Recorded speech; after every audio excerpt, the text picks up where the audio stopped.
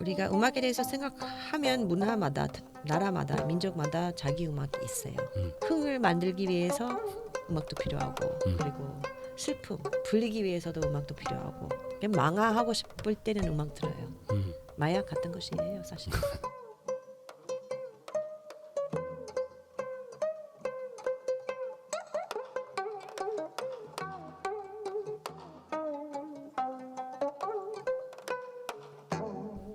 What should we call you?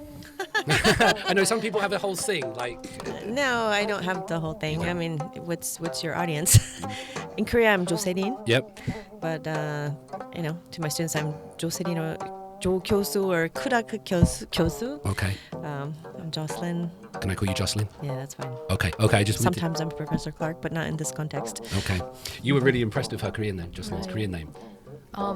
Your name written in Korean, 조세린, really sounds like national like Korean name. Like even like for example, if you write his name in Korean, it sounds like David. So like it sounds like foreigner name, but 조세린 sounds like okay. Like I think I have that friend who's Korean. Yeah.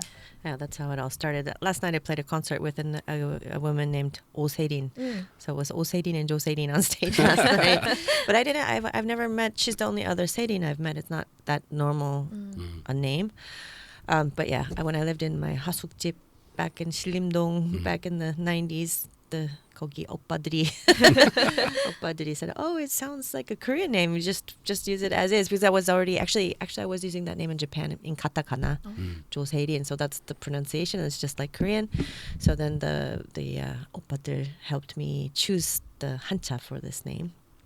Can you tell us something about the 1990s when you first came out here and the gogijips and the oppadals, and what was it like? Was it different from today? Very different from today. When I first arrived, Notewo was president.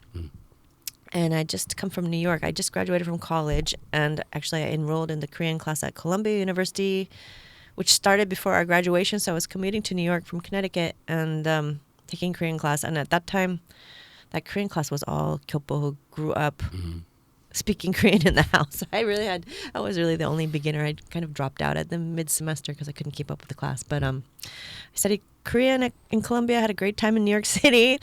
And then I moved to Seoul, and I thought it would be fun like New York City, but it was a pretty dark place. It was only 4 years out from the Olympics, and I came in September, so the air was crap, and I was looking out of the bus, and like, oh my God, where am I? And I had a pretty rough start in Korea because things weren't really set up for foreigners to be here back then. I had gotten a contact from a friend of a friend of a friend of a friend of my dad's, and we had set up a homestay situation in the Olympic Park housing. It was all new apartments back then, and they kind of expected me to be their maid, and they wanted me to teach their kid English and be their maid in exchange for housing, but I didn't know that. And the kid didn't speak any English, and I wasn't trained in teaching English, so we had a sort of communication problem. I slept on the floor of the girls' bedroom, and then as soon as I arrived, it was Chuseok. So they all left for Chuseok. They locked all the doors of their house and told me to do the laundry and clean the house, and which I did. But my whole goal in coming here was I had a scholarship from the National Kugak Center, what's now called the Kugak Center, National Kugak Center, and I was going there every day, which they didn't like because they wanted me home to like take care of their family. So they kicked me out after a week. And then so they sent me to the one friend down in that list that had recommended this whole situation. So I was in their family house, and they had a young kid, and they were like, we didn't sign up for this. So they just dropped me at a yogwan downtown with all my stuff and left.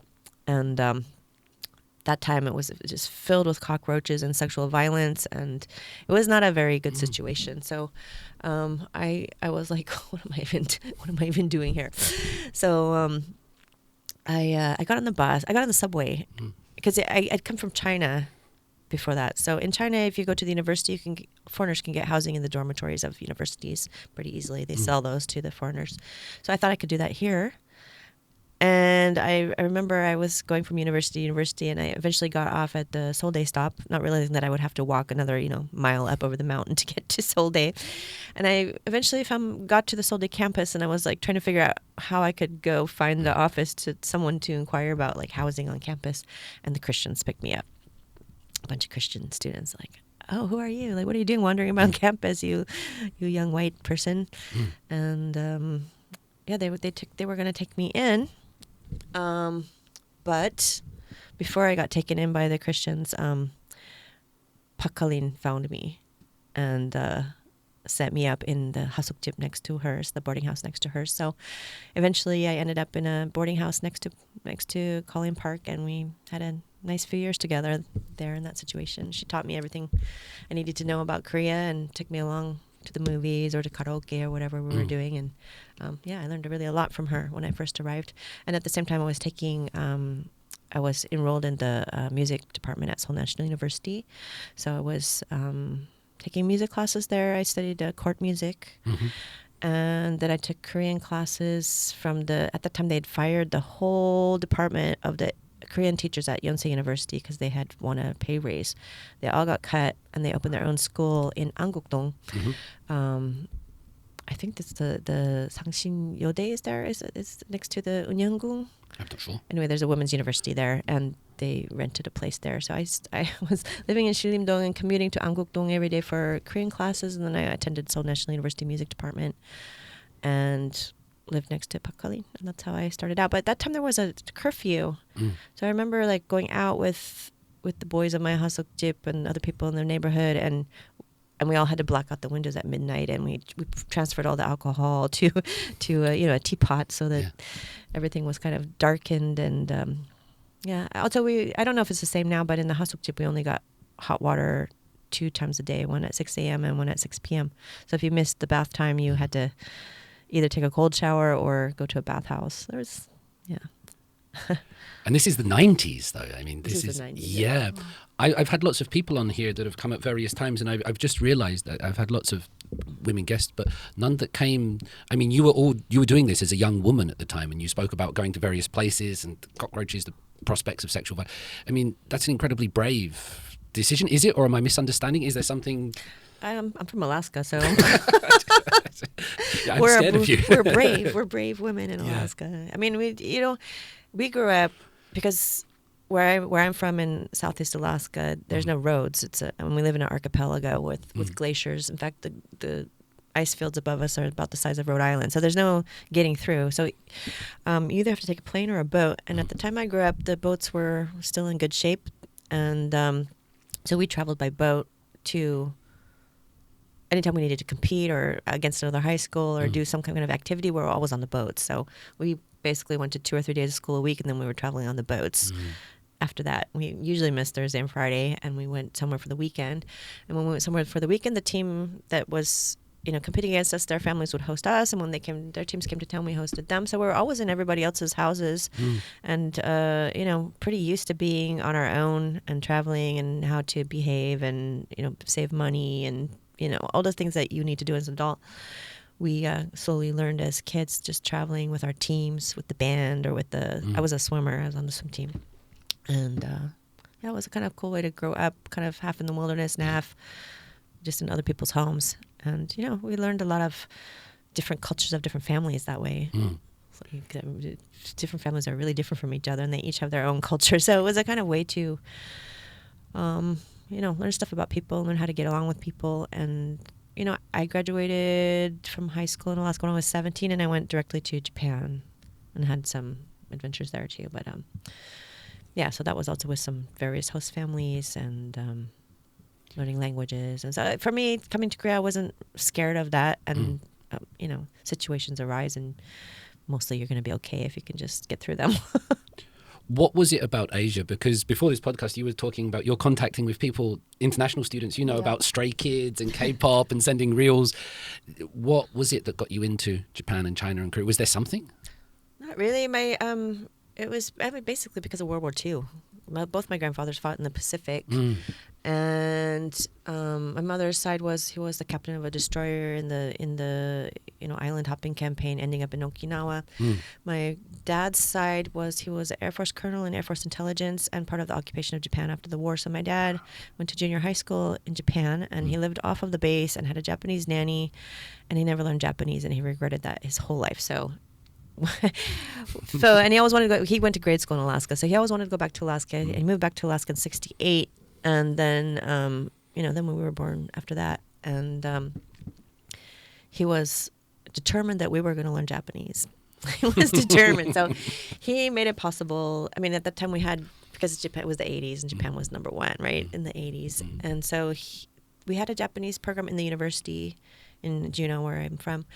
And he got that class moved to the high school so that the university students had to come to the high school to take the class, and the high school students could also take the class. So I grew up learning Japanese. My dad worked for a Japanese company. We went back and forth as kids, not just to Japan, but also Taiwan and other places. But my dad always really liked Japan and wanted us to learn Japanese, so we did. And so how did I go to Japan as an exchange student? It wasn't because I wanted to go to Japan, but I went with this program called IIIZ, where you don't get to choose the country you get to. It's like you could go be a volunteer and, helpful. Like it's like a Peace Corps for kids. And you don't get to choose. So I wanted to go to Europe because I'd never been to Europe and I didn't know anything about Europe. But I spoke Japanese to some extent. So they sent me to Japan. And not only did they send me to Japan, but when I got there, I was only 17. So by law, I wasn't allowed to do the volunteer program. So they sent me to high school again. Japanese high school? Japanese high school in a sailor uniform. And there was 25 different countries represented in the group. And I was looking forward to working with them. And no. They were out of 25 people. They sent 2 of us to the countryside because I already spoke Japanese. So they sent me to the countryside to go to high school again. And this was also quite challenging. And there's lots of stories, but we're not here to talk about Japan. It's fun though. I'm now picturing you in a Japanese high school uniform. You still got some photos? Dangerous. Yes. You mentioned in your previous stories when you were getting to the university campus, you didn't get picked up by Christians, but you got picked up by Park Ho-lin. I got picked up, yeah. Well, I'm just curious who that is. Park Ho-lin. Yeah. Park Ho-lin, she's, if you watch TV in Korea, you know who Park Ho-lin is, she's yeah? very popular and famous. She's quite famous. She became famous, though, after we were friends. At the time, she was just a student at Seoul National University in the composition department. Her dad's from Busan, so she grew up kind of half in Busan, half in California. Her mom's Lithuanian-American, and she went to California School for the Arts, so she's into drama and singing. And she came here. She enrolled in Seoul National University, and she started taking Pansori lessons from Park Dong-jin. And so she was kind of in the 국악 composition program at Seoul National University, so I met her through Lee Ji-young, who's now the gayageum professor at Seoul National University, but at that time she was a student. And so she was kind of helping me out. I was assigned to her as my teacher when I first arrived to Korea, because she was a member of the National Kugak Center where I got my scholarship. So I was studying with her, and so she's the one who hooked me up with Park Ho-lin.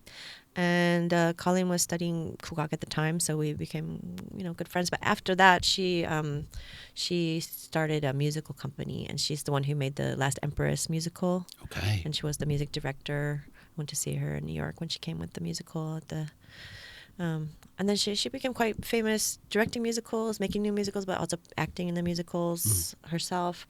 And now she usually shows up as a judge on these kugak contests. Like she was on JATBC's Pungnu Captain and some other things. You'll see her on TV. She's around. Is she the scary judge? Is she the kind one? Is she the Simon Cowell? What's the... Oh, I think she's in between. Just normal. Okay, yeah. But she looks half Korean, but her Korean's quite good, much better than mine. Okay. And she's quite a known person in the media circles here in Korea. Okay. Thank you for teaching me. I'm sure I'll now recognize, now it's in my brain and the name is there. I'll see it more. You've spoken quite a lot about music, Jocelyn, already, just mentioning these names and these types. Can we try to maybe start talking about Korean music, or how, I don't know how to get into this, to talk about ethnomusicology or what you do, or how do we get into this conversation, Jocelyn? How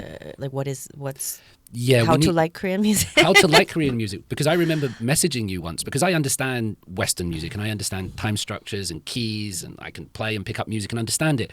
But when I listen to Korean music or traditional Korean music, I didn't get it. Yeah. And I was like, I want to get it. I want to be sophisticated and go, I could do this. And I just didn't get it. Yeah, I think maybe one of the hardest things to get into it at first for people is they don't know the rhythm. They want to clap along and they're missing, they don't know where they are. Like, where's the 1, 2, 3, 4 isn't happening? And, most Western music and even Chinese and Japanese music is a 1, 2 or 1, 2, 3, 4. Korean music is based on 3 and usually combinations of 3. So most rhythm patterns in Korea are 12 beat, at least the ones that are sort of usually used are 12 beat rhythm patterns. Seimachi Cheongdan, which is the arirang chandang, that's only 9 beats. There's some like 봄 내려온다, that's a 10 beat rhythm pattern. So kind of like take 5. But if you know the rhythms, then you're going to have a really great time. Yeah. But if you don't know the rhythms, you're like, where's the one? And you can't get into the groove of it because you don't know how the groove grooves, right? You don't know how it's moving. So I think this is the first thing to learn if you want to enjoy Korean music, is to learn the rhythms and know that they're mostly 12 beat long and they mostly have an accent on the 1 and the 9. So it's or in the case of slow rhythm patterns like 진양조, this is, you can count it as 18, but usually we count it as so there's different kinds of beats, right? There's straight beats and there's hidden beats. So there's a 1, 2, 3, 2, 2, 3, 3, 2, 3, 4, 2, 3, 5, 2, 3, 6, 2, 3, 1.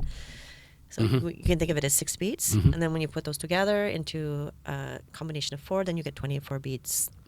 This always confused me. Yeah. So it's 6, 12, 8, 6, 12, and then we get to 24 with 4. So 4 seasons in a whole super long, super slow rhythmic cycle. But if you know within that the accent is on the 1, 5, and the 6, then you're going to be able to groove with it. But if you're trying to think 1, 2, 3, 4, you're going to be completely lost and like, where am I and what am I doing and who is this and how do I groove with this? Yeah.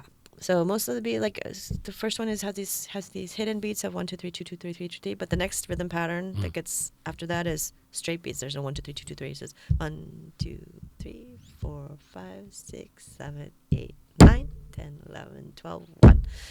It's the 1 and the 9. It's 1 and the 9. Yeah. If you remember 1 and 9 and that things are 12, I think as a musician you'll be able to catch a lot of the rhythm patterns. The slow ones is 1, 5, and 6.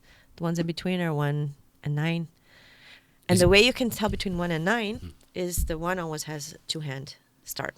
So both sides of the drum are hit. And the 9, only the right-hand side hits the drum. So it's an accent and not a downbeat. Okay.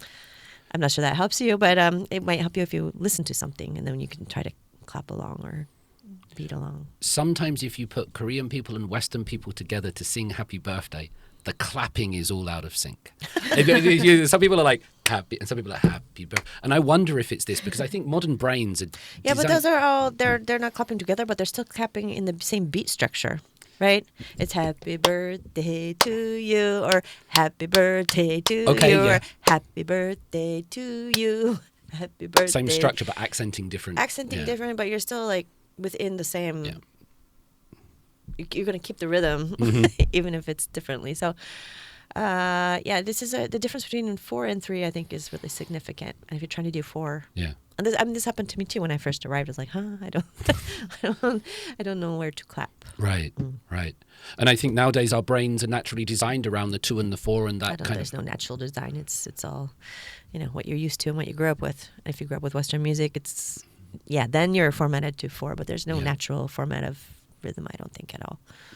No, that makes sense. And maybe that's why things like Inalti or 봄 내려온다 was, I don't know whether that's because it was popular, because they were doing that with a sort of more... Yeah, they got rid of the 10-beat rhythm pattern and made it into 4. Yeah. Which, is accessible, but for anybody doing kugak, it makes it way more boring. Because what's interesting about 봄 내려온다, and also so 봄 내려온다, there's 중 내려온다, there's all these kind of mythical beasts and spiritual beings and something with some kind of 신비로운 느낌. They're coming down from the mountain. With the 중, if it's the 중 coming, he has the shabby. What is the 중? The 봄 is the tiger. 봄 is the tiger. The 중 is the 보세, the monk. Like sunim, like a monk. Yeah, like a sunim. Yeah. So when he comes down from the mountain, his hat is all tattered and his clothes have patches everywhere, and he's coming down the mountain. And you always imagine he's coming out of the fog or something. And he's also very fit because he's always climbing the mountain. So the 중 내려온다, the 봄 내려온다, all these have to do with when something in the story happens that there's some kind of spiritual or like something. What's the word in English? I don't know the word. Like 신비롭다, because something mysterious or something like that's happening in the story. And so pomneryonda is this part in the story. So then it's always, instead of this 12-beat rhythm pattern, which is just kind of normal, then they shorten it to 10. So you have dang, da, dang, dang. It's 1, 2, 3, 4, 5, 6, 7. 1, 2, 3, 4, 5, 6, 7, 8, 9, 10. 1, 2, 3. So it's a little bit like like it's like this take 5. Yeah. It reminds you. It's a little bit off kilter, right? It's not what you're used to hearing, a 5-beat rhythm in that case. In this case, 2 of those together, so it's polyrhythm. And this was interesting because I kept asking, because in Pansori it's always some kind of moment in the story where there's something like that's happening.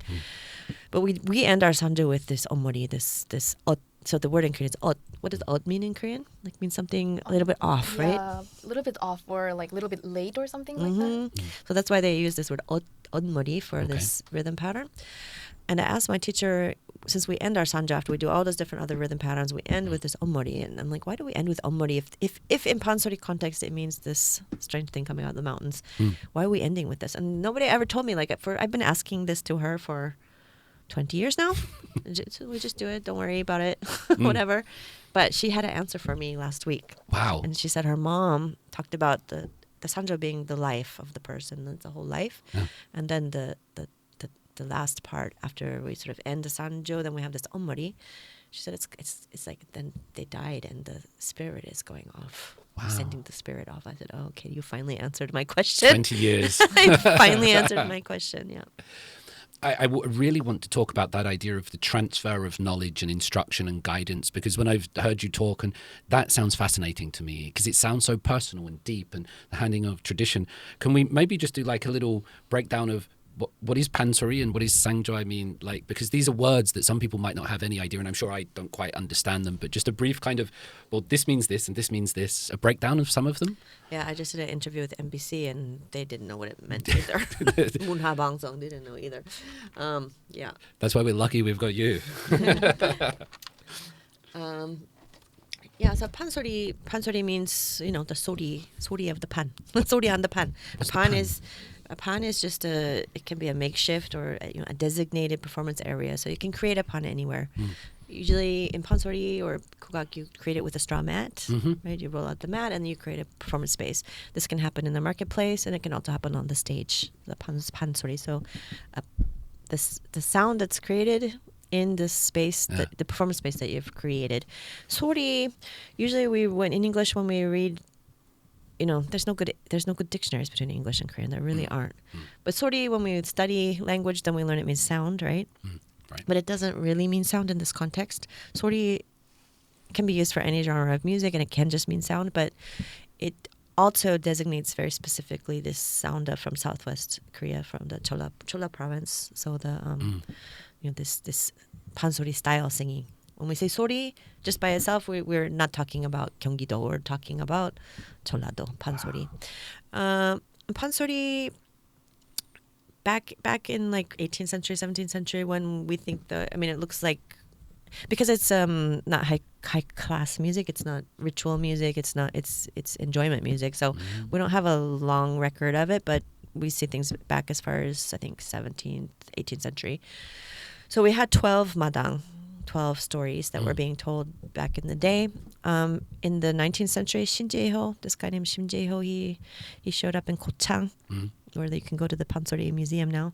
And he decided he was going to sort of dress up the language of Pansori, which was quite lewd and bawdy, the humor of it. It's, you can think of it as coming from the street. So there's a lot of sexual jokes and a lot of humor and a lot of, filled with this kind of, maybe you can think of it as a kind of like rap music or things that rhyme, things that fit into the rhythm pattern. There's a rhythmic. It's full of language of the street. He took that, and as the 19th century, 20th century moved on, the Pansori was becoming more and more popular for yangbang class. So they got more interested in it, especially through like the Taesasip in Jeonju. And as they got interested, then one of his projects was to create the first female Pansori singer, which he did, and there's a movie about that called in English Song of a Flower. Okay. I think it's a 도리화가 in Korean. And in that movie, they use a kaso. They use a young, popular singer who actually never gets better as a Pansori singer, but she's very cute. So before that was generally male singers. Yeah, but not just male singers. In fact, all of Kugak was male dominated. So you have Kiseng in the Joseon Dynasty. They're mostly dancing. They do some instrumental stuff, but mostly you can think of them as dancers. So all the instruments and everything were played by males, and the Pansori singers were also male. So you can see the story of like him making her. In the story, his goal was more political. I think he was part of the JoongAng class, and he was kind of a petty official trying to move his way up and get the notice of the Daewongun as they were making the new Gyeongbokgung and all of that. So he presented the Daewongun with this new singer that he'd created, but he also revised and rewrote. I think he did 6. Anyway, we have 5 now of Pansori, and he connected them sort of artificially, but also intentionally to Confucian themes of the 5 relationships. So if we think about like Seopyeonjae, the story of Seopyeonjae, it's a filial piety. Hungboga, the relationship of brothers. Chunhyanga, the relationship of the husband and wife. What else is there? Seopyeonjae, the relationship between friends. What did I miss? Sugunga, the ruler and minister in this case. But yeah, so they got these Confucian themes to them, and then he took the language of Pansori, reorganized it, and he started putting Chinese poetry on top of it. So especially he used a lot of Du Fu, Li Bai, Wang Wei, all these most famous poets from the Tang Dynasty. But the other thing that he did, which is interesting from a scholar's point of view, is he also used a lot of sort of supremely minor poets, also from Tang Dynasty, also some Song Dynasty. But you can see, I don't know if it points to what the Yangbang class was generally reading in terms of their classical education during late Joseon Dynasty. But it definitely, I think, would point to what he was trained in himself at Shinjeho. And I don't know how far we can expand that out, but I was looking at the language of Pansori and what's interesting about that then is once he cleaned up and added all this sort of high literary culture on top of this sort of oral tradition that's coming from the street, you have really interesting juxtapositions of language. But you also have he made these new texts, and they're really directly from the Chinese. Sudongpo, also these literary essays, also from the Shiji, right? The history of the grand historian, right? All these really famous texts from Chinese. But he's teaching them to basically, in terms of Chinese characters, illiterate singers. And the audiences, to the extent there's also Yangban, but also some illiterate audiences. So within the text, you get these very weird grammatical mistakes and choice of character mistakes. So for instance, if we look at the love song from Chunhyang, so you know the story of Chunhyang? Can you tell it? Chunhyang is she's the daughter of a kiseng down in Namwon, and she's the daughter of Wolme. Chunhyang means spring fragrance, right? So her name is Little Miss Spring Fragrance, and her mom's name is Moonlit Plum Flower. If you know the characters, it gets more interesting. So she's the daughter of this kiseng, and she's out on Tano Nal on the 5th of May, and according to the lunar calendar, and she's swinging in her hanbok, and her hanbok's going whew, whew, and she gets above the wall enough for Lee To-ryong, to the son of the governor of Namwon, to see her just as she comes above and above the wall over and over and over again, and he falls in love. So he goes over to her house and makes his way inside, and they spend 3 days in a room. And when they sing the song to each other, the love song from the famous love song. And at the end of it all, they declare their love to each other. But his dad is called away to a new post, and he has to go up to Seoul to take the exams, the civil service exam. So Chunhyang is left with the promise from a high-class boy who may or may not return, and an evil governor comes to replace the good governor of Namwon, and he calls all the kisengs to come serve him, but Chunhyang doesn't show up, and he says, "Where's this Chunhyang that I'm hearing about her beauty? Where is she? Go fetch her." So she comes, but she refuses to serve the governor, which pisses him off. And so he, ties her to a cross and beats her and does all sorts of terrible things. And then basically she gets put in jail and is sentenced to death. Meanwhile, her lover, the high-class Toryongnim, he finishes first in his exams in Seoul, and he gets appointed to be the inspector of the provinces to inspect various governments. So he dresses as a beggar. And he makes his way back down to Namwon, but he's dressed as a beggar. And so he decides he's going to have fun with JoongAng. He goes to the jail where she is, and she's so happy to see him. Then he realizes, and her mother realizes, that he's dressed as a beggar. And he's like, yeah, so I didn't do it. I'm a beggar now. Sorry, I can't help you. And of course, he's the inspector. So he goes and he gets in a poetry contest with the new evil governor and beats him, and then it reveals he's the inspector, puts the governor in the jail, and JoongAng gets out, and they live happily ever after. So this is the story. So within this text of the love song, when they're back in their room for 3 days, there's a part of it that says like 하상경지 마냐월. When we say 하상경지 마냐월, what does this mean? Like, how are you going to translate that? That's all you have. Yeah. You just have Hangul. So then you have to find the characters to connect it. Hasang could mean on the river, right? It could mean, I don't know. Could mean 경지. What would 경지? Could mean, I don't know, mental health. 마냐월. 마냐월, probably 월 is probably the moon, right? Because there's not very many choices of 한자 for 월. So 마냐월 probably means full moon at night, or it could mean crescent moon at night, or it could mean late night moon. Mm-hmm. So then hasang, then you start thinking about classical Chinese. Okay, ha is probably interrogative. Hasang gyungji manya wol. Okay, so how come we met on the full moon at night, or how come we met under the crescent moon at night, or how come we met late under the moon? It could be any of these things. Yeah. But then you realize that the ya is not the night ya, it's the period ya. End of sentence ya. Not like ya shik ya, but a full stop. Full almost. stop ya, this ya. So then what are you going to do with this word? You've got a period and then just a moon hanging by itself. And then you realize the characters in front of that have nothing to do with the night, have nothing to do with late, or it could mean something to do with late. So anyway, I found the original text in the Shiji, in the records of the Grand Historian in Kwon number 117 or something like that. Yeah. And this is a text between an emperor and his subjects where he says, "Gentlemen, where have you been hiding yourselves? How come we've met so late?" So it should be translated, how come we met so late? We love each other so much, and we met too late. We could have been in love all this time, and we would have been so happy. But we met so late, and now I have to go up to Seoul, and you're going to be here, and it's too bad we met so late. And then you have a moon hanging off in the end of it. Whole new story.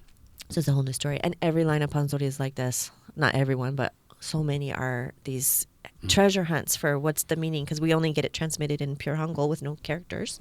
And so, what does it mean? What does it mean? And then you have all these mistakes. I don't think you can really call them mistakes because they conform to the rhythm pattern. They conform, which is the most important, right? The rhythm, sticking to the rhythm is more important than having a moon hanging off the end of your ya, especially if the audience is going to hear the ya as nighttime anyway and not a full stop in classical Chinese, right? So, but these texts, these are really interesting. They're really hard to work with. And I wrote my dissertation on this topic. I never knew about the political angle of it, because I understood Pansori as being sort of like, in a very vague term that will offend you probably, as like Korean opera, that it was sort of high class. And I've always associated Pansori with being kind of female based. I don't know, maybe because I watched Seopyeonjae, but hearing your story of Shimjaeho, was it? Shinjaeho, that this was all sort of a recent or a fairly recent change in order to sort of take away the lewdness and to purify it and to make it female driven and for the upper class. It's completely changed how I've understood Pansori. Yeah, this is true. Also, when female singers started becoming the norm, like someone like An Suk-sun, who's now the national treasure, she commented that as a female singer, leave out all these lewd parts. It's not going to help you. It's not good for you. So there's different versions of each of the Pansori texts. There's the ones for children, because of course people start singing young. So often those kids sing the sugunga, the song of the underwater palace, because there's not a lot of body humor in that. But JoongAng is full of sex and violence. And so is like Seopyeonjae, that's all full of not sex but a lot of violence because it's a war story. But yeah, 수군가 is really good for kids. In this case of JoongAng story, there's female version and there's male version, and they sing them with different texts depending. I mean, there's all sorts of differences in terms of you're singing Seopyeonjae, 동평제, 증고제, whatever you're singing. There's going to be differences, but also there's male and female differences in the texts by choice. Yeah. When I was listening to the IIIZ thing, I was surprised because my kids already knew it. Like they were singing along to the lyrics, and that's when I realized, oh wow, this kind of sounds exotic or exciting to me. But to them, it's like they're hearing, I don't know, Humpty Dumpty Sat. It's a song that they know or a rhythm that they knew. Yunso, when you were hearing these stories and these characters, for me, most of them were completely new. Did you know any of them? Kind of yes and no, because as a Korean student, I kind of learned it in a way that JoongAng story is about like political thing and also a love story in a like literature class, not a music class. But hearing from you made me like feel like, oh, I'm listening to like all the stories, like bedtime stories kind of stuff. I got the same vibe. Yeah. I was like, tell us another Very story, Mum. relaxing. I can tell you all the Pansori stories. So that's Pansori, and you can think of it. Usually when students like yourself study it, you don't study JoongAng가 but JoongAngchun. Right. And so what's that? If we read in literature books back from the 60s and stuff, it says in those books that Pansori is something of the yangbang class and it trickled down to the people, but it's really not like that. It's the stories that probably we think, if we look at how it works in every other country, it's folk music that people went to listen to, and then those people want to make money, right? So they write down the story and they sell the books after they printed it. So this is being traded. The oral tradition of the song is the most important, and they're writing down the story from the song that they heard, and then trading those texts. Sanjo, you can think of, this is what I'm mostly studying now, is Sanjo. This you can think of it as instrumental pansori. It's kind of singing in the same modes, the same rhythm patterns, but of course with no words. So then you're just making, it's a musical version, but also almost like singing because we don't have harmony. We're just playing one note at a time. So it's singing through an instrument without the words. And then you have to make a story, though. If you don't make a story, people will be bored about your Sanjo. So you make the story with the instrument and you're telling a story. Are we getting closer to understanding, because we're getting further away from the original creations of these songs and of these musics, but with new interpretations and what you're doing, are we reinterpreting? Are we giving life? Are we getting closer to it? I don't think so. It depends on what you mean by are we doing, what you mean when are we doing this or that, because what I'm studying is really the tradition. And what I've noticed also in Alaska and other places where you think about oral traditions is they're much more conservative than written traditions. And when you talk about oral traditions, people think you're just playing a game of telephone when you whisper in somebody's ear and then they repeat it and then it gets distorted at the end. But practitioners of oral traditions are very well trained and very hard trained, and things are not allowed to change very much within that tradition. So, we all get years-long hard training to pass on this tradition to somebody else. Of course, I'm not passing it on to anybody else because I'm a foreigner and I'm not allowed to, but except for in the classroom as a professor. But people who are doing that, they're quite strict with teaching, and it takes many, many years to study an oral tradition in Alaska or in Korea or in Japan or China. So it's quite strict. Now, of course, we live in the internet age suddenly, and so people are, making new things based on that tradition. But it's not the same as the oral transmission of that tradition. That's something aside. It's kind of fusion or whatever whatever words are being used to designate. Can you say something about these? I was heartbroken that you're not allowed to pass it on when you just quickly said. Well, that. that's my visa status. That's a visa. Okay. No Pansori transmission. I'm not allowed to teach students outside of the university setting. That's a visa status. That's not a rule of...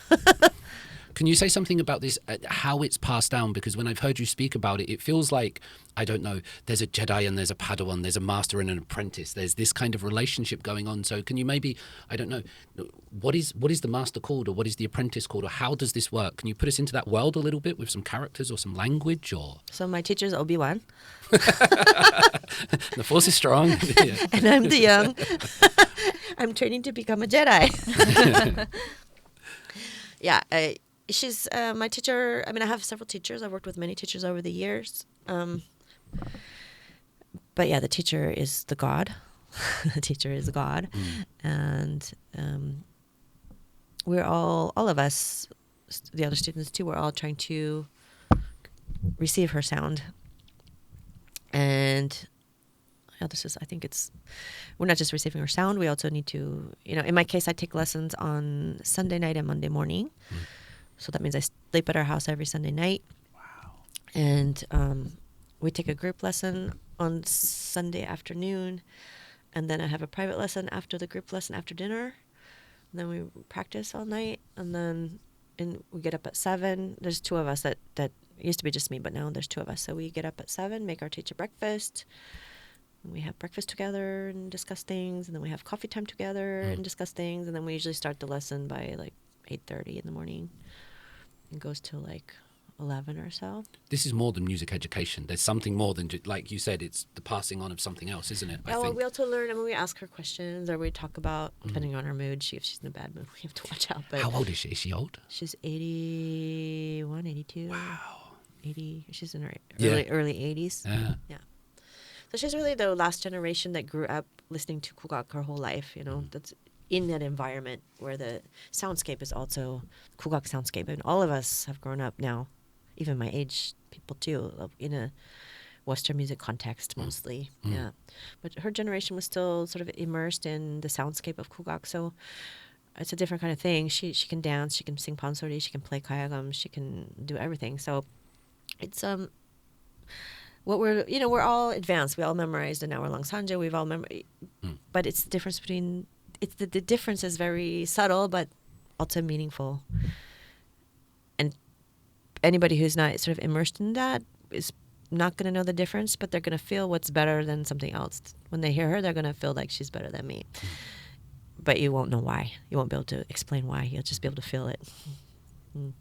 That type of education, it sounds so remote from what we experience today. Maybe I'm just thinking about this, but the idea of you have to go and see your teacher and then sleep there and then do it in the morning and do it at night. It's like the montage scene in a martial arts film or something where Uma Thurman goes and trains. Or I know I'm romanticizing or generalizing, but it seems so different. But that's how this music is. I didn't think Uma Thurman was going to be an example. That's all.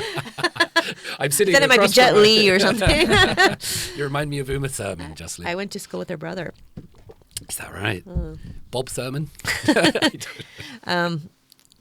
Yeah, it's it's this kind of study. If you're going to do it, it's more of a lifestyle than it's not like going to college. Right. So one of the problems for kugak is in my teacher's estimation, one of the big problems for kugak is this establishment of the university system.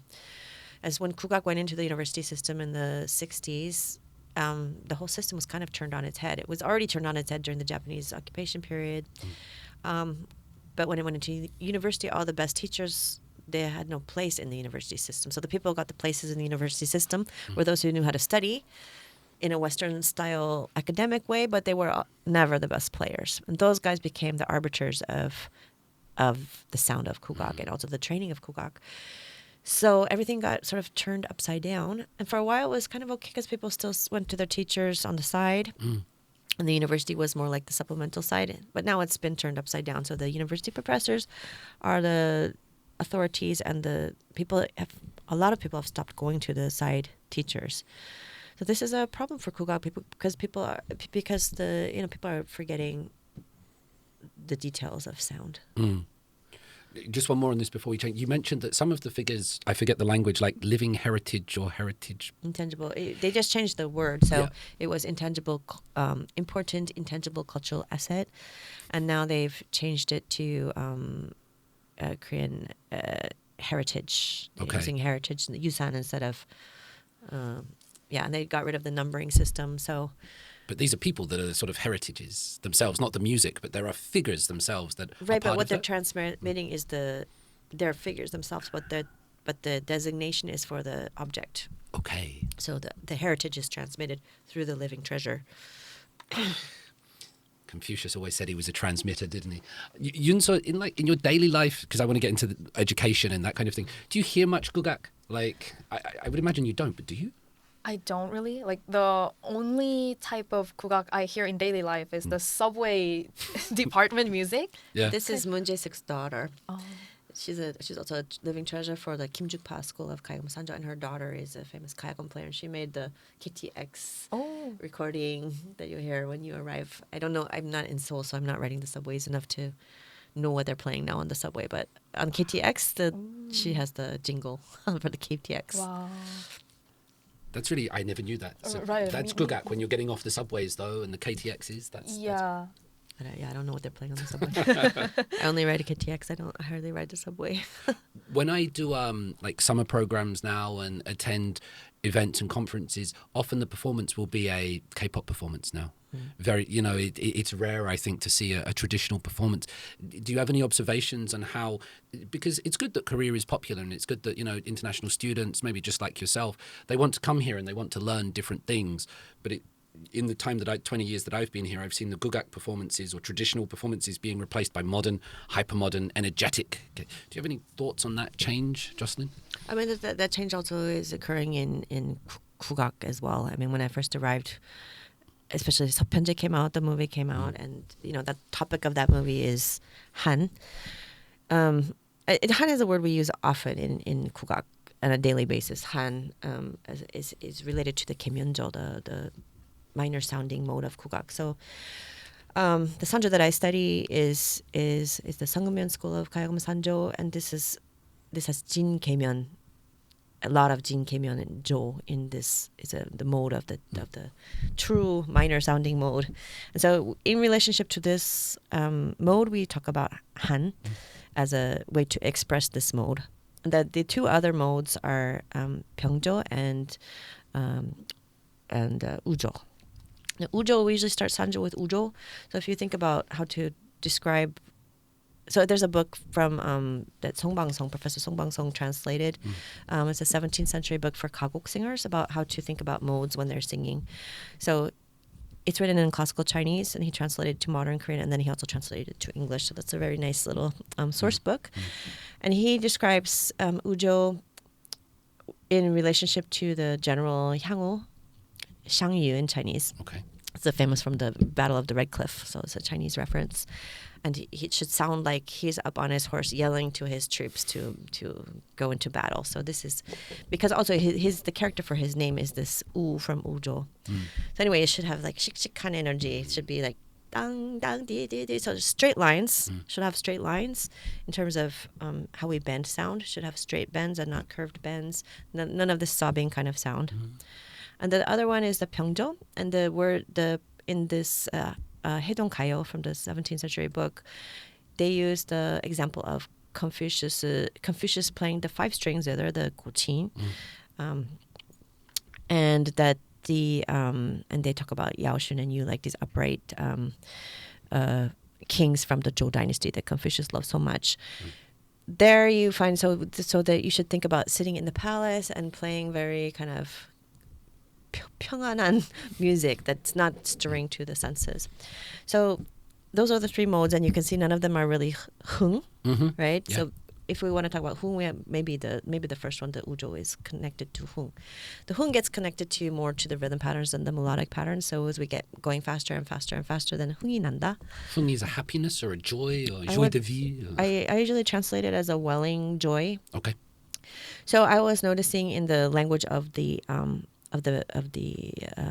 media that especially during COVID, as everybody's trying to cheer up, that there was a real change in language in terms of talking about gugak that moved from this idea of Han, slow, and your grandmother's gugak to hung, right? And they talk, especially in the JTBC show during the end of COVID, the Pungyu captain, they talked about gugak that's Han hip. They used Han hip and hung.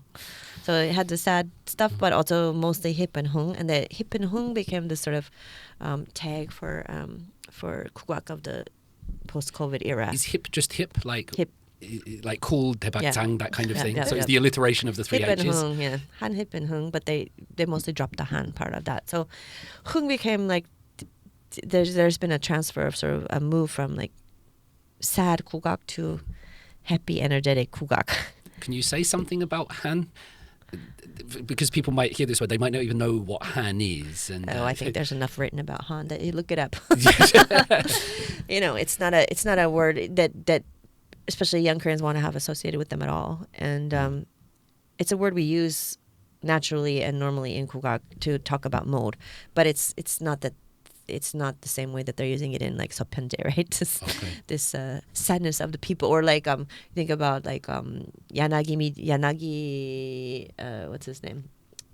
This Japanese colonialist who created the Minso museum that used to be in front of the palace, right? So he talks about the sadness of the Korean people and blah blah blah blah blah. I mean, nobody wants to hear that anymore. So there's the move. I think is really to somehow connect to the locomotive that is K-pop. How can Kugak hitch its caboose to K-pop's engine? And one way they're doing that is through upbeat Kugak. And we've always had that through Samonori and to Pungmul. All these kind of drumming traditions are all pretty energetic and yeah. But on the flip side of that, we have like Satpuri, and because people have a lot of sorrows that they need to release. So you find that in the music. In the music, the shape of Kugak often in Pansori, or even the stories always have a happy ending. And in Sanjo too, even though my teacher says that it ends with the spirit of the dead going off into the ether, you've just gone from something that's kind of sad, it gets build and energy to until you get to Himori, the fastest rhythm pattern, and you really built up this energy that that you can ride. If you feel like sometimes you feel like you're surfing the rhythm when you're playing, and you get into it, like you forget yourself, and then you're playing, and you forget everything and just getting excited about the rhythm. Now this is it's a kind of welling joy that wells from within you slowly and comes up and comes up and comes up. I love the way you've described the general on his horse being expressed in straight lines, so not sort of curvy bends, but they've got to be like that. And you said Han in this Gugak context is, I don't know, it's like kind of D minor. It's playing in a minor mode. And curved lines. Curved, yeah. Curved lines. It's a really interesting way to understand it, rather some kind of intrinsic sadness, but it's a way of playing, and it's a way of doing things, which is, I'm imagining Dave Gilmour bends in Pink Floyd or something, but these long and bendy things in a minor key. We know that from, 80s rock music, right? Is the bending. Yeah. So a lot of my classmates from Alaska, that's how they understand, like, oh, you're doing rock music, basically. Yeah, you're bending your guitar strings, so that, sure. It's my ethnocentrism going on, but it helps me get there some way, or halfway. Seopyeonjae, is that a movie worth which Seopyeonjae, when it came out like 1993, is it Im Kwon-taek 감독님? It was like the biggest movie, highest selling grossing. Is it a movie that you like? Is it a movie that you enjoyed? Does it get things wrong? It's a very broad question, but... Yeah, I've watched it many times. I watched it when it came out with Pakalin, and I went to see it in 1993 together in the theater. And of course, there was no tamak back then, no subtitles when it first came out. We went to see it in JoongAng when it first came out. And I remember, so I had arrived before that movie came out, and I was trying to understand Kugak, and I was going to all the concerts, and there was nobody in the audience. It was just empty. And after that movie came out, you couldn't get a ticket to a Kugak concert for 3 years. It was just like years of no tickets. But after about 3 years you could get tickets again, so the whole effect sort of wore off. What I like about that movie compared to something like 도리화가 is they take care of the sound. They don't take care of the sound in the 도리화가. They just have this cute singer, and she develops in the story, but then you hear her sing and she never develops. She's just the same 가수 from beginning to end. In Seopyeonjae, they use a real Pansori singer as the main actress. She's a student of, I think she was probably Kim So-hee's student, or maybe she was An Suk-sun's student. I don't know whose student she was, but she was a actual student of Pansori. So she's actually singing in the movie, and as she develops as a singer, they dub her with An Suk-sun's voice, and then at the very end, it's Kim So-hee's voice at the very end. So they keep getting the teacher of the teacher of the teacher of the teacher singing at the very end. It's the big teacher that's singing. That's nice. So you can hear the development of her voice. The Kugak-in people, they didn't like this movie when it came out, and they thought it was very like 유치하다, and also like not really accurate about, because the guy who plays Yubong is not a singer, and so he sings pretty badly. I mean, he sings good for a normal person, but it's kind of like the 도리화가 story where the singer never develops. The dad, who's supposed to be the teacher, cannot sing in this in this film, so people didn't like that. And there's a lot of stuff they didn't like in terms of like people who actually do kukak, but the public really responded to it. I've seen it so many times now because I show it to students. How do they react to it? How do students react to Seopyeonjae? Students can't even watch movies these days. They're all on their phones. It's quite a long, slow Seopyeonjae. I've only seen it 2-3 times, but it's not bang, bang, bang, bang, bang. Yeah, but it's flashback, so it's back and forth and back and forth. It's not that slow. I don't think it's that slow. Yeah, the story is pretty a rough one. There's lots written about it because she's a stepdaughter, and there's all sorts of implications about what her relationship with her stepdad is. But you know, the point of the story, if we take out all of that, the main point is like she's on a search for Sori. She's searching for Sori, and through searching for Sori, she becomes a fully human in some way. She grows up through getting Sori. She learns how to sublimate her han. You know, she learns how to become an adult, and she becomes an adult. She's not in terms of all the philosophical things that she needs to learn. She learns, and yeah, there's problems with the story, but you know, she finds her voice. I think it takes her a lifetime to find her voice, and I think it takes everybody their lifetime to find, to get to where they need to get in terms of expressing this sound. And you know, people do 상공부, they do that. You know, this idea of to get your voice, to get sound. If you do, there's 독공, to study by yourself. So someone like Paeildong. Paeildong is a Pansori singer, and he went I don't know if you saw the movie. The Korean title is Thank You Masoto Kim, and the English title is Intangible Culture Asset number 82. Sounds familiar, but I'm not sure if I've seen it. But So this is a movie by an Australian documentary maker. Is Paeildong the person always on Facebook posting black and white photos, or am I getting this name different? Not just black and white, but also color. Yeah. He's a great photographer. Yeah, that's what I'm thinking of when I hear that name he as well. he goes up to Soraksan every day or a few times a week and takes photos. Yeah, he's a really good photographer. Yes. Yeah, but he went for, I can't remember how many years he went. He went for many years, at least 5, maybe 7 years, to Jirisan and worked on his voice. So this is called 독공, when you go by yourself and work on your voice and you try to get your sound. So this is what you really need to do.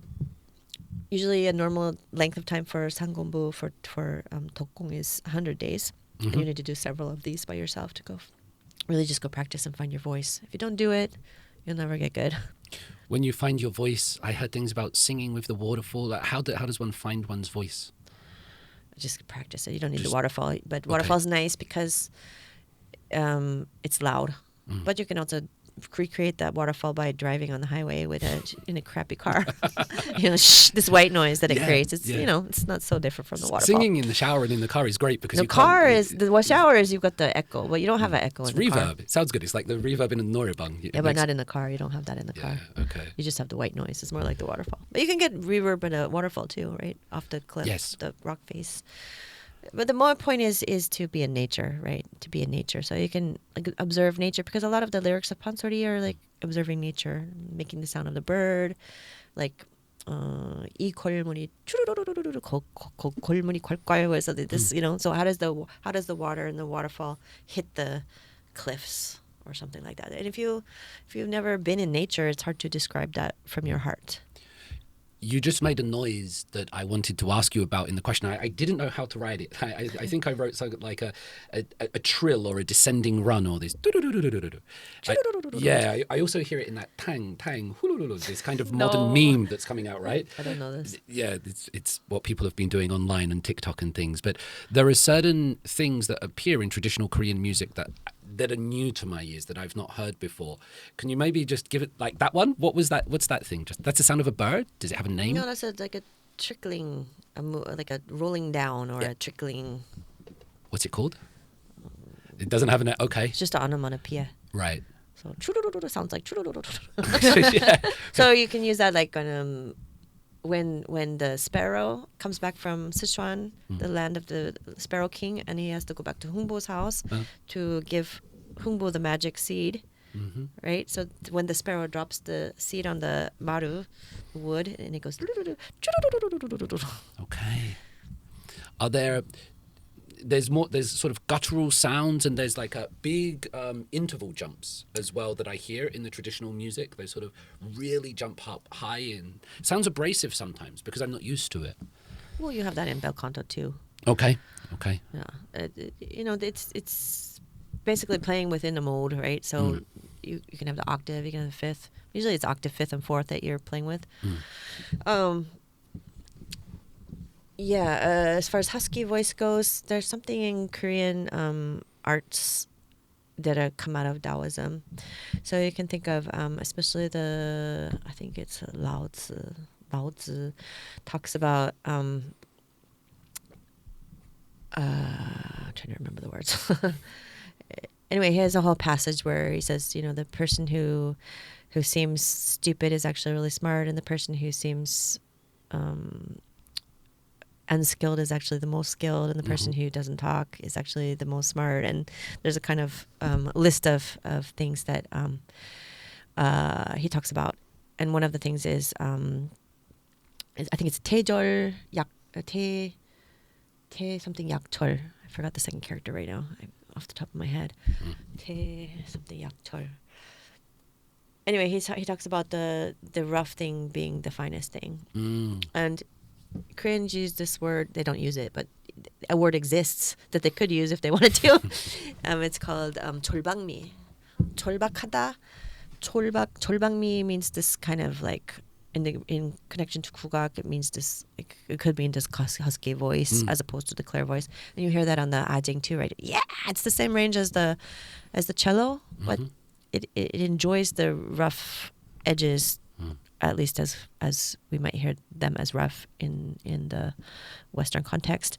Another example would be like on the komungo when you're doing vibrato, this rubbing sound of the silk against the wood. This would be that. If you look at Korean fonts, which really surprised me when I first came to Korea, because I come from a calligraphy background in China. Okay. So of course in Chinese context and also in Korean context of learning calligraphy, you learn like 정수, and then you learn like up to grass script style. So it's very calligraphy, but it's not rough, it's smooth. And when I first came to Korea, I saw all these sort of like fonts that made it look like a kid was writing it. And I thought, why is this so popular? Like, it looks terrible. What's wrong with? And then it took me a long time to realize this was like part of a sought after aesthetic that you can find in calligraphy. You can find it in pottery. If we look at Korean, like just regular style pottery, they're kind of rough edges or just plain color. This is also part of that tradition, and it's a part of a tradition that the Japanese completely loved. So if we think about the 임진왜란, it's also known as the Ceramic War, because that's when the Japanese kidnapped all the potters from like Gyeongsan area, took them back to Japan, installed them in a Korean village to make them this pottery. So if we think of Japanese tea ceremony, people like Shinno-rikyo, Senno-rikyu.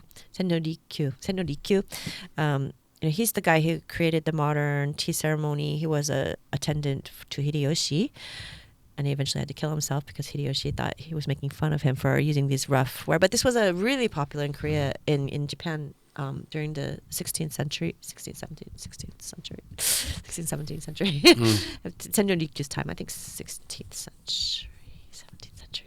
50. Nobody's checking. Don't worry. You can be out by a few decades. Where's my fact checker? Yeah. Yeah. So this kind of pottery is if we think about like Japanese aesthetics, like one of the most famous words within Japanese aesthetics is wabi-sabi, right? And I think really this ideal is coming from Korea, especially through this pottery that when they kidnapped all the potters and brought them over to Japan. This was really like a super lucrative trade. This was very, very popular in Japan at the time, and still is. So we see a lot of Japanese pottery and like, oh, that's Korean. That's Korean. And so is what you're saying, there's an idea behind it that sometimes the simplest or the roughest or the freest is the most exquisite, or is a sign of the most developed. Yeah. So when we look at Japanese aesthetics, when they got into the Korean aesthetics, it was a rejection of Chinese perfection. So before that, Japan was importing a lot of Chinese ceramics and these perfect, beautiful, exquisite, decorated gold leaf, these really expensive pottery. And a tradition at that time before Sanjo Rikyu's time was to take your expensive Chinese pottery, have a party, and go drink tea under the full moon. And Sanjo Rikyu says no, the simple things are the most important, and you should drink it under the half moon or a half clouded moon. This is the idea of chorbangmi, and I'm not saying that it's Japanese, but that the Korea idea comes first and it gets exported or imported over to Japan. I really get from you, I'm now understanding the word sorry completely differently, and it's like blowing my mind, but there's something about aesthetics that you've really embraced it in the sense that things aren't easy, that there's a whole way of seeing the world, that it's expressed differently, and it comes through nature, it comes through passages and traditions, but it's not so much information. There's a different set of values, or there's something in aesthetics, Jocelyn, that I feel that you've really tuned into, and you yourself admit that it wasn't easy. You kind of get that when you first hear these things, or they sound familiar, or they sound weird, but it's more than music what you're talking about here, isn't it? There's something beyond music. Well, I don't know if that sounds everything's one, right? Everything's one. In the end, everything's one. I mean, there's ways to get to, why do all this? Basically, I think people just want to become grown-ups in some way, that aren't always in pain because of their own mistakes and their misunderstandings and all of that. So, if you study, I studied Confucianism with Duemi, who's a sort of neo-Confucius scholar, and he always talks about to graduate from anthropocentrism and expand into the universe, and what does he call it? He calls it about becoming anthropocosmic beings, right? It's all this sort of if you think about Koreans never think about it this way, or maybe some do, but I never heard it in Korea. But from Duemi, who was my teacher, and I'm sure he's got lots of problematic things, but I really loved his classes. I remember reading his stuff at graduate school. It's interesting to hear you studied with him. Yeah, so I mean, he talks about, the point of Confucianism is you start with the self and you expand out to the family, and expand out to the community, and expand out to the town, and expand out to your state, and expand out to your country, and then you transverse those borders and you expand out to the world, and then you have to get over being a human. You have to be nice to animals and plants and the environment, and then you expand out to the universe, and then you become your anthropocosmic self. And how do you do that though? Right? It's not just, I studied Confucianism and the 5 relationships, or Neo-Confucianism, and I memorized all of the Tweege and or the Jushi. Those are all moral. The morality contained in them are secular morality, but they're also quite. As a woman studying them, I always have to remember that I'm not a man. I was like, oh, that's a beautiful idea, and then I realized, yeah, but it wouldn't work out that way for me if it was applied. What did I want to say? I wanted to say that, whatever path you're on, you always want to get to the end where you're a comfortable old person without lots of moral regrets or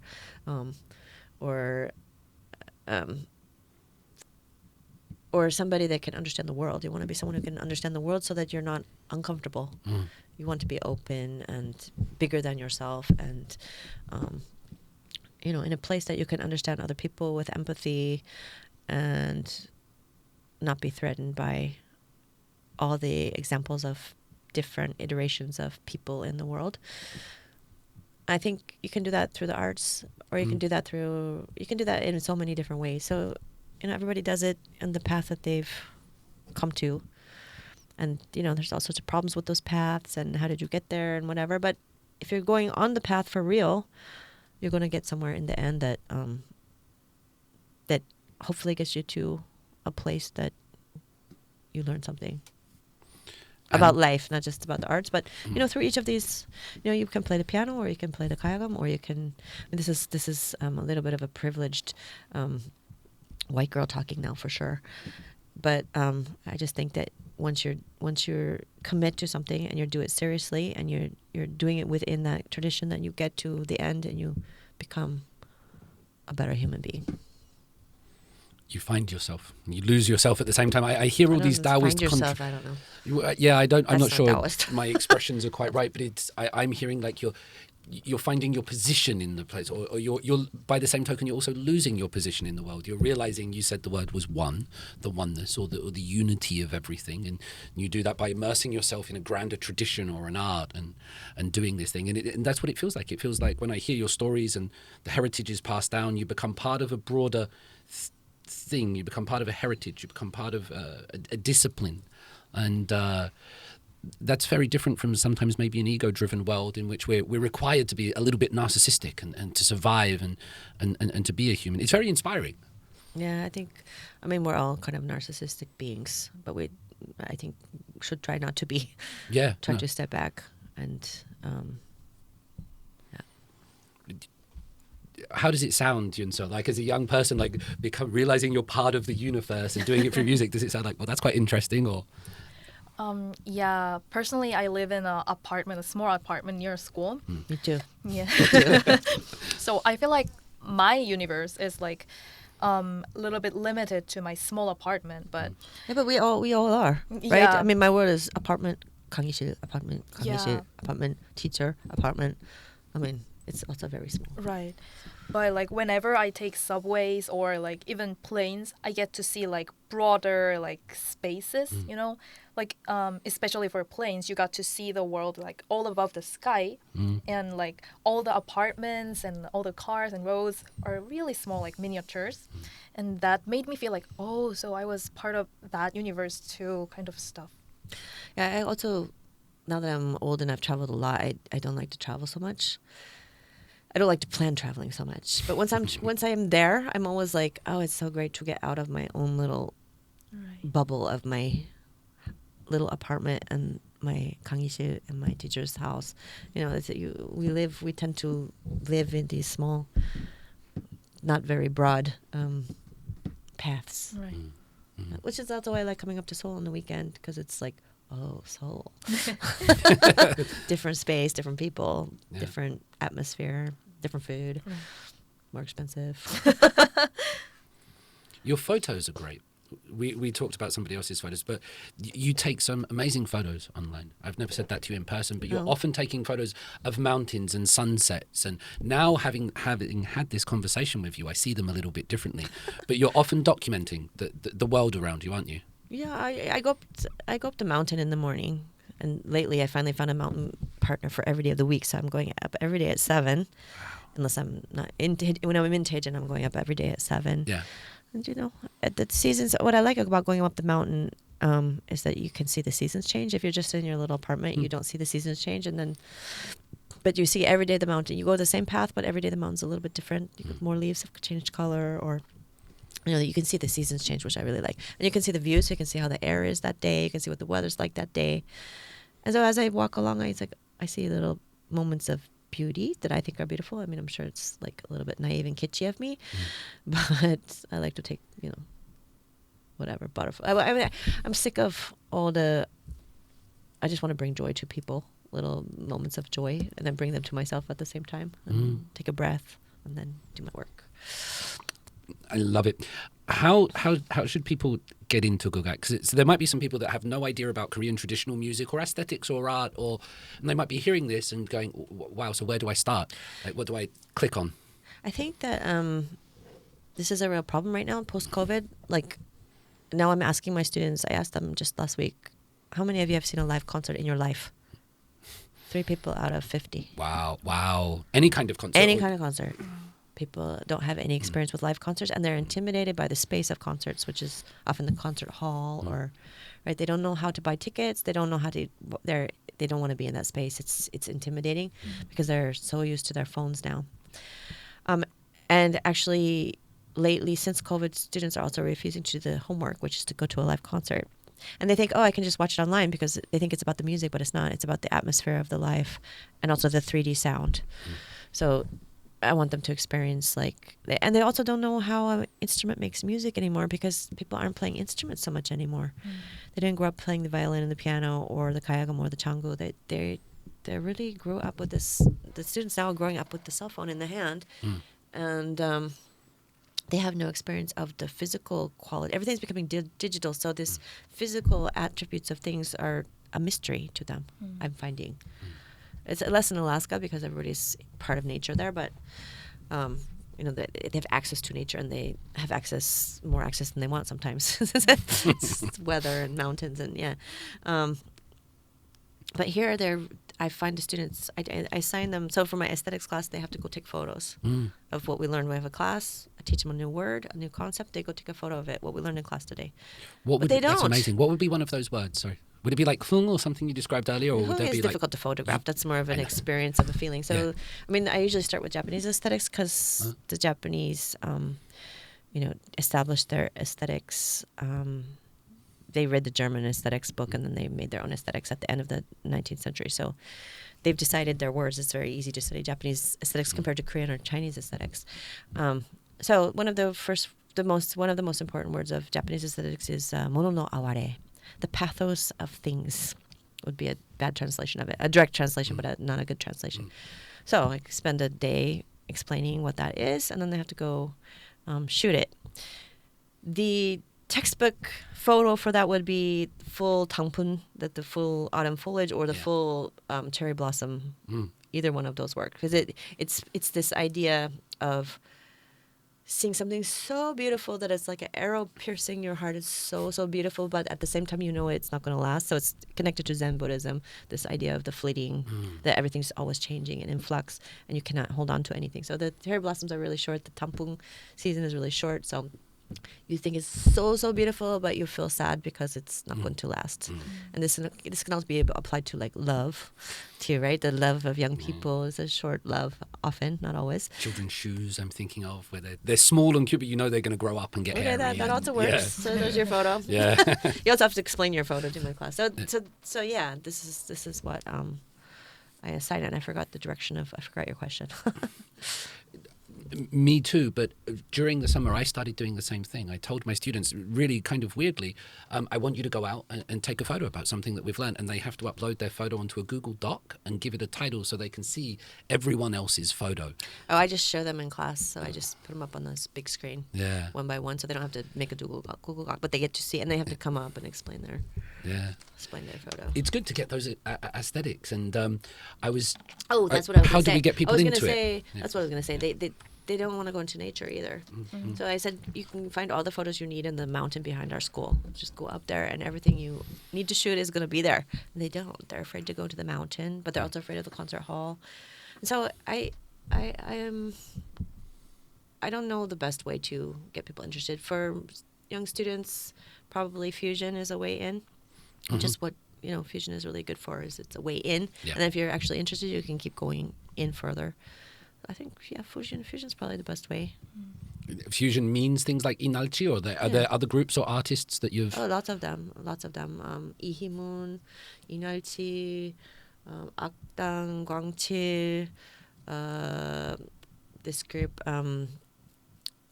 Sodo, what's the second word in their name? There's the guys who coined the term Choson Pop. Okay. Sodo band, it's called. So why can't I remember band? Sodo band. You struggle with English more than Korean, Jocelyn. Because I don't use English. I don't speak in English. I live in Korean. I live completely in Korean. I don't use my English. Of course, I'm native speaker, but I'm not using it, and I'm getting old, and the words aren't coming as fast as they used to.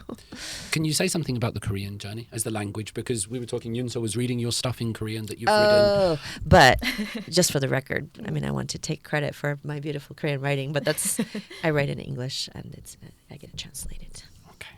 I'm not good at writing in Korean. Not like that. I can, of course, write in Korean, but I'm not like that. I sometimes use people like you, and Robert Fowler might be another one, as examples of what I want to do, because I write in the English language media, but my goal is eventually to write in Korean. Well, Robert's better at writing in Korean than I am. He's better than most people at most, but I also want to be doing this thing in Korean as well, and you are an example, a positive example. But every day I'm reminding of how bad my Korean is in my classroom, because I have to teach, and I just got assigned Korean literature, which was supposed to be an English class, but none of my students speak English. They couldn't even introduce themselves, and I said, okay, we're going to make it, I'll do it in Korean. So can you tell us something about this? Because for many people, it's a very impregnable language. It's difficult. It's hard. I like telling people, Tegiman song, I'll get there. Just give me some time. Can you say something about your own journey with it? I started, as you know, with Japanese. as a teenager, so the grammar of Korean and the grammar of Japanese are pretty much the same, and so are a lot of the words. There's a lot of cognates, just a different pronunciation, but a lot of the same words, a lot of the same grammar. So I had that background, and then I studied Chinese, which gave me a lot more words that are pretty close to Korean. So I had that background. So I studied Japanese really hard. I studied Chinese really hard, and I did not study Korean very hard. Why? Because it wasn't set up to study Korean language here when I first arrived. There was really only the Yonsei program. Seoul National had a fledgling program. There was some hagwon, and also I didn't come to study language, which I had to Japan and China. So I was studying kugak, and that required not talking but sitting with my instrument and making sound. So I mean, one of my biggest regrets, because I didn't plan to stay here for 30 years, was not when I was young, to not have really paid attention to language study. And it's not that I didn't do any language study. I did a semester here, a semester there, but I never did a program that it forced me to really learn Korean academically. And that's not to say I can't read and write. I can, but not well. And I translate a lot but mostly I'm getting asked to translate texts with a lot of Chinese characters in them because I'm trained in that, in classical Chinese. So the texts that other people can't handle because they only know Hangul, then I get those texts. So texts like a translation of the Munmyo Chede, for instance, the Confucian ritual. The Book of Rites, not the Book of Rituals? Or? Yeah, the Korean ritual itself, translating that, or I translated all the court songs that are being sung today at the Kunip Kugakwan, so the 80 different choreo period, like Shijo, Kasan, Kagok.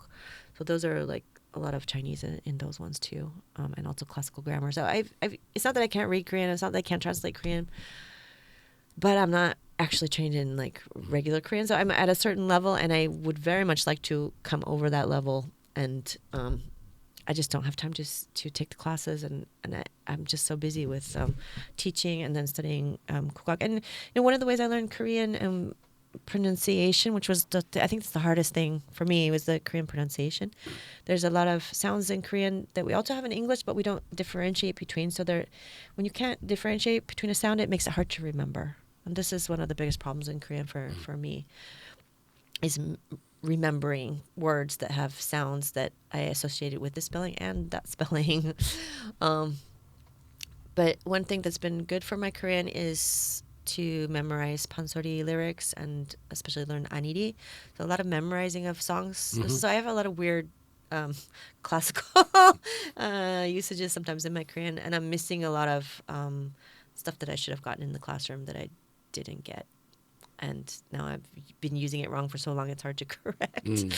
Yeah. So, I mean, my Korean is not where I would like it to be. I would like it to be much better, but it's functional. And it's your Korean. That's the most important. It's a reflection of all those mixtures and things like that. I think it would be better if it would better than that, better than my Korean. My Korean is, nothing to sneeze, nothing to write home about. If I ask you a quick, can we do 2 minutes in Korean?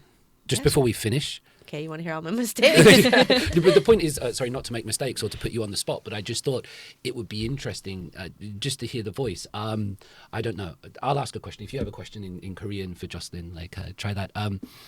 For example, Jocelyn, I'll get this wrong as well. 우리 삶에 왜 음악이 중요한지 설명할 수 있어요?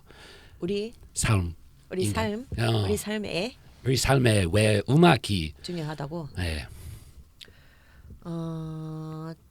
음악 통해서 망화할 수 있어요. 나를 잊어버릴 수 있어요. 그래서 이렇게 말로 생각하는 건 아니고 소리로 생각하는 거예요. 그래서 언어라고 they say like universal language, right? 그 언어라고 하는 사람들이 있는데 언어라고 생각하지 않아요. 그래도 우리가 문법에 대해서 단어들에 대해서 전대말하고 반말이나 그런 것도 담아 있어요. 음악 사이에 안에 그런 거 있기 때문에 우리가 음악에 대해서 생각하면 문화마다 나라마다 민족마다 자기 음악이 있어요. 근데 특히 언어하고 관계있어요. 억양이나 뭐 이렇게 음악도 이게 한국말 할 때 하고 이게 판소리 할 때 그런 거 연결돼 있어요. 근데 산조해도 이 언어 억양하고 관계 있다고 생각하고 아무튼 우리 흥을 만들기 위해서 음악도 필요하고 그리고 슬픔 불리기 위해서도 음악도 필요하고 또 뭐 재미있게 망화하고 싶을 때는 음악 들어요. 마약 같은 것이에요, 사실. 힘이 있어, 세력이 있어요. 음악은 난 그렇게 생각해요. 감사합니다. 됐어요? 영어 하면 됩니까? 한국말로 하고 싶은 거지. I would like to ask you one thing in Korean. 그 30년쯤 전에 한국에 오셨다고 했잖아요. 만약에 30년 전에 자신에게 딱 조언을 하나 해줄 수 있다면 어떤 말씀을 해주고 싶으세요? 30년 전에 좋은 거 내가 날씬했어요 그때. 한국에 좋은 거 그때는 사람들이 아직까지 소리가 알았기 때문에 정중들이 동시에 음악을 국악을 이해할 수 있었어요. 그래서 객석에서 주임새가 많았어요. 옛날에는 주임새가 많으니까 내가 뭐냐 너 신기해서 뭐예요? 조금 이게 왜 이렇게 시끄러운지 근데 점점 뭔지 알게 되고 추임새 나오는 공연하고 추임새 없는 조용한 공연은 분위기 완전 달라요. 그때 그 분위기를 우리 학생들한테 전해주고 싶은데 전해줄 수 없어요. 가끔 그런 것도 다시 생겨요. 지금은. 그러니까 보통은 옛날보다 객석 있는 사람들이 조용해요. 그건 좋았어요. 옛날에는.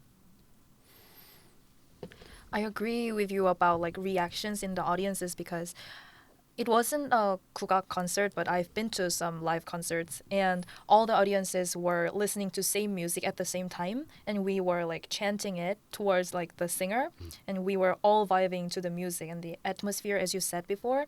And like, yeah, at that time in that space, all the people are feeling the same thing. So it was so wholesome and good.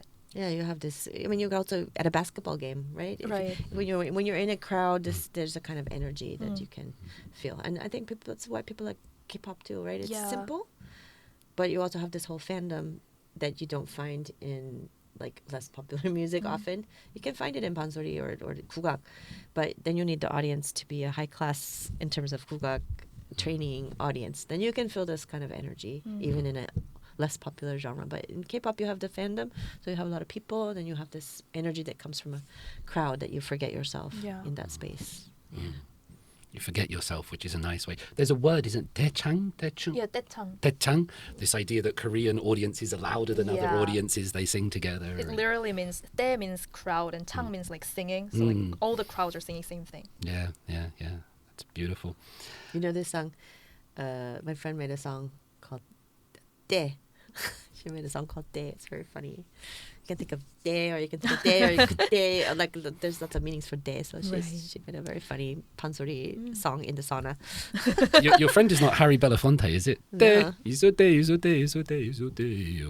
That's a different song that I'm butchering in my That's rendition. D-A-Y. Not D-D-A-E. It depends how you spell. But there's a new Beetlejuice movie out. Maybe that's why I'm thinking of that. The past is keeping repeating itself. All these old things from when we were young. Or at least they rhyme, as they say. History doesn't repeat itself, but it rhymes. Thank you so much, Jocelyn. This was beautiful. Do I put you on the spot with some recommendations for people, or are we skipping that one? Recommendations. Books, movies, films, songs. Yeah, there's lots of things that I would like to share with people, but it's always I didn't write it down. I didn't prepare that question, so I'm trying to think what's the title. What's the title of this thing that I really liked? Yeah, let's skip this one. I'll send it to you if I think of it.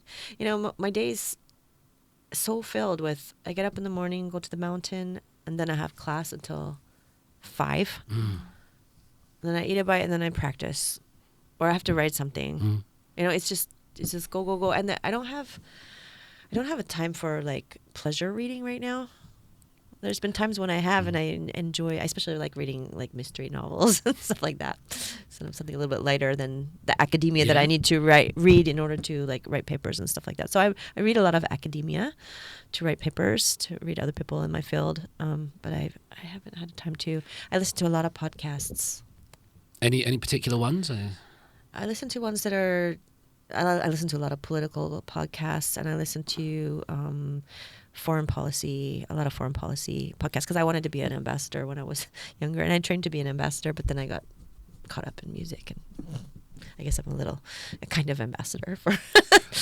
I think you are, absolutely. I think for your recommendations, instead of specific things, it could be like, number 1, go to the mountain. Number 2, take some photos, and number 3, practice. Practice. That seems to be a big part of your life. It's because practice is humility. I think it's it's meditation. So when people think about meditation, right? Like I'm always like, meditation doesn't mean to empty your mind. It means to focus, and also forget yourself in some way. But it means to focus in doing something specific or thinking about something specific, right? So Sanjo, which I'm doing, is it's an hour-long piece. We don't call it a piece, but a genre. But it's hour-long. To play from the beginning to end is like an hour. So it's more like, a dissertation than a little thesis, because it takes so long to get through it. You can't, just to play through it once, it takes an hour of your time just to practice once. And that doesn't mean like bubunshik practice. It means just to play through it takes 1 hour. So this is a really kind of daily meditative practice in a way. I don't really think of it as meditation, but I think that's really what it is. It's a self-reflection period time. So I'm not watching a lot of movies. I'm not watching a lot of TV. I'm not that connected to pop culture either. I don't know what's going on. I don't have a TV. And it's not that I'm not interested. It's that I don't have time. Sometimes when I have time, then I enjoy doing that. But yeah. The repetition of something is meditative. I love doing it on guitar. I don't know why this would come to be, but my son, Edward, he was playing in the Hall of the Mountain King on piano. He plays piano quite well, and he sits there. Pure Gint. Yes, yeah. And so I sat there and I picked up my guitar, and I found it, and I was quite proud of myself to be able to pick it out. And then I just played it for about 45 minutes, and after a while people are like, shut up. But I lose myself in it, and sometimes you bend it a little bit, or you do that one a little bit quicker, and I find it nice just to listen sometimes. You're listening to yourself, but to go through there's that. a lot about the arts that is fun for the doer and not for the listener. My teacher says that often. Like, that looks like that was fun for the doer, but it's not so fun for the audience. Do you have neighbours, like when you're practicing? Because the sound must... Oh, I don't sing at home. Okay. I play gayageum, but I don't drum and sing at home. Okay. Here's to practicing. This was wonderful. Let's put it here. Jocelyn, thank you so much. Thank you. Mind blown. And relax. That's it. Thank you for having me. Thank you. I hope you felt comfortable. Thank you for coming, and thank you for passing on the knowledge and telling the stories. I was well into the story of the boy and the girl. Was Jihang? Chunhyang. I never knew that Chunhyang story would be fun, because in high school they teach like old stuffs, but yours sound like a cozy bedtime story. Yeah. I was really into it. Yeah. Yeah, I can tell you all the stories if you want. I think sometimes it's not the story, but it's how we tell them and the context in which we tell them. Yeah, and this Pansori singing too, like it sounds so intimidating to go to 3 hours, 4 hours Pansori, right? But if you have the words, and the Sorijukje in Jeonju, for instance, they get the English translations of all, and the Korean, but with both Korean and English, they provide the translations to all the audience members, the whole book. And you sit there and you read along, and you know what's happening, and then you really feel the expressiveness of the singer and how they're doing to express the words that are on the page, the storytelling. You can really hear how great it is. That's important, because I think art is more enjoyable when you know the context in which the art was produced or what it means. Like you can go to an art gallery and you can look at stuff and go, huh? If there's somebody there explaining it to you or guiding you through, sort of curating the experience, I think it becomes more meaningful. And that's where there's sometimes that socioeconomic thing, the people that have the education to be able to understand things. Yeah, but I also think you can also not have any background and still come to it with what you already have. Yes. Your own personal watching or listening history, and that's totally valid. Yeah. And as you continue to look at things, you create your own history of looking and listening and develop yourself. You don't really need to. You can learn all those things, and it can be helpful, or it can be also not helpful in some ways. My mind, I've still got the word sorry in my mind. Sorry. That's still there. I'm still really reflecting and thinking about this. Just when you broke it down simply with like Pansori, but then sorry is more than sound, and that's still there. I still haven't quite understood it yet, you know. But I'm on the edge of getting somewhere with it. And there's words that are specific. I was teaching my student this morning, like Tang. She speaks Chinese and not Korean, so I was trying to explain like how Koreans are using Chinese characters in different ways than Chinese are using the same words, and how they have different meanings in Korea than they do in China. So Han is one example of that. Hung is another example of that. Also, Chang is another example of that. So Chang, this character for Chang, usually, even though you use it in Taechang, right? I haven't heard that because I'm not into pop music enough to know those words. But, you know, Chang just by itself really denotes this southwestern sori. Okay. It's the Chinese character for sori. In that context, it's really means, when you say Chang, you mean Pansori. Okay. And you can use it in combination to mean other places, but really Chang and Sori are two words that are used to really mean this southwestern style of musical arts from Chola province. That's very cool. Yes. Do you study Chinese characters? Slowly. There's ones that I like, and a film director recently taught me, what's his name? Gary Busok Kim or something like that. He taught me Mu, which is, see it like this, two people connecting heaven and earth. So when you have sort of a mudang or a fortune teller, that mu is described that way. So there's lots I need to do. Well, let me blow your mind again. Let me use your pen. Sure. So right, you have, this is mu, right, that you're talking about? That's correct, yeah.